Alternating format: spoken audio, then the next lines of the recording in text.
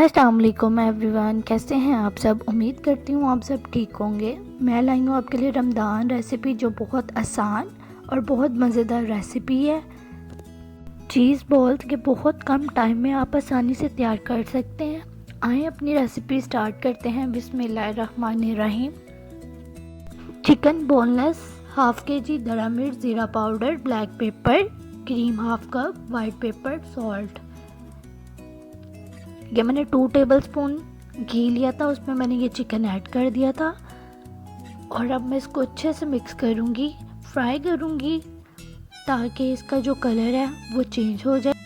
5 minute तक मैं इसे फ्राई करूँगी ताकि इसका कलर जो है वो चेंज हो जाए। जैसे इसका कलर चेंज होने लगेगा मैं इसमें इंग्रेडिएंट्स ऐड कर दूँगी और ये मैं अब ऐड करने जा रही हूँ वाइट पेपर, ज़ीरा पाउडर,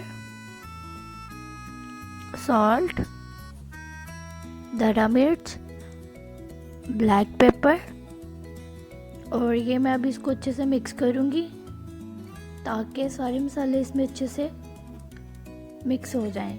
और ये मैं अब क्रीम ऐड कर रही हूँ हाफ कप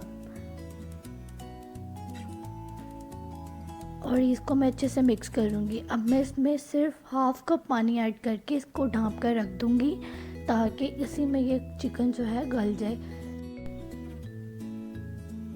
और मेरा मिक्सचर अब रेडी हो चुका है।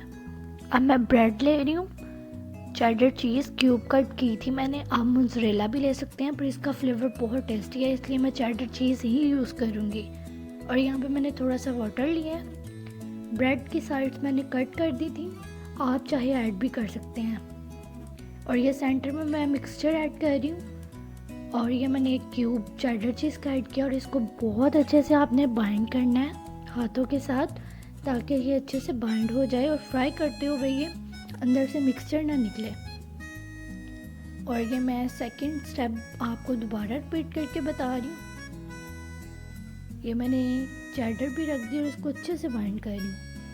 आपने भी सेम यही प्रोसेस करना है ताकि आपका चीज़ बॉल जो अच्छे से बाइंड हो सके।